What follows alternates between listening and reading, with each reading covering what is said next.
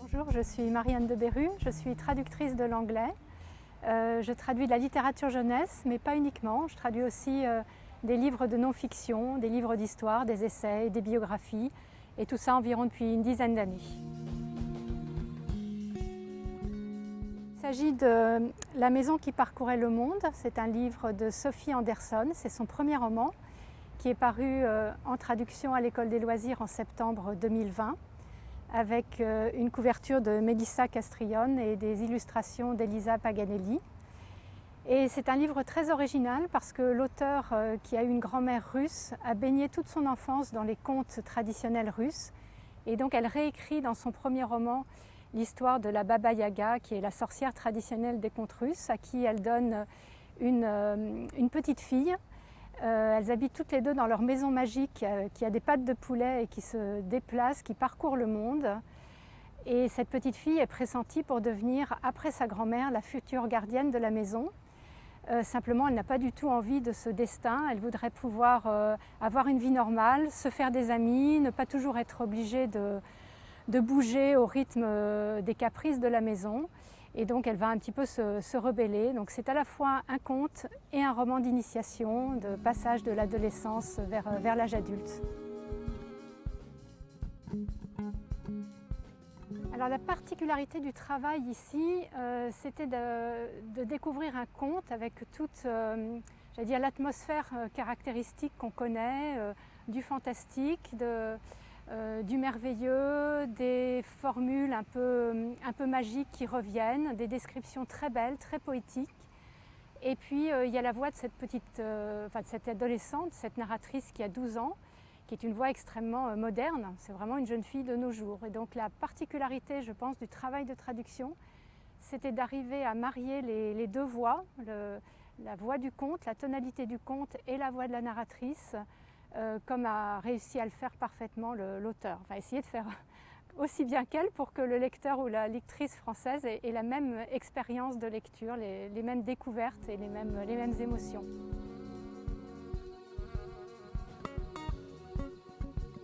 La particularité du titre en anglais, c'était un titre descriptif, The House with Chicken Legs, qui décrit la maison avec ses pattes de poulet ou avec ses pattes de poule.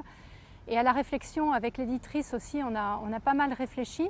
On s'est dit que ça allait être difficile de garder le titre tel quel en français, d'autant plus que l'illustration montre cette maison et sa caractéristique tout à fait particulière. Donc si on ne gardait pas les pattes de poulet dans le titre, on avait quand même l'information, enfin le jeune lecteur qui va en librairie, il a l'information en regardant la couverture. Il voit tout de suite que le livre va parler d'une maison magique, d'une maison extraordinaire.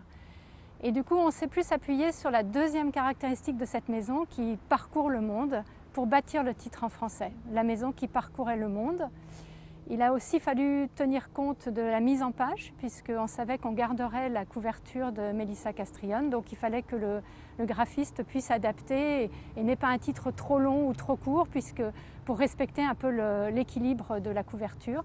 Et d'ailleurs, ce n'est pas qu'en français que la couverture a été gardée avec des titres, y compris en arabe, je crois, le titre a été repris sur la même couverture.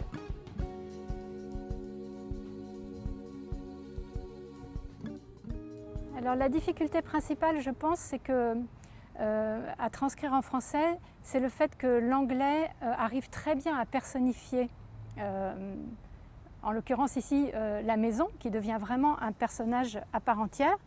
Et donc j'avais un petit exemple, cette maison, elle a des réactions, elle répond, elle a des sentiments, elle fait savoir quelle est sa volonté. Et donc à un moment, elle n'est pas contente parce que la petite fille a désobéi et s'est enfuie.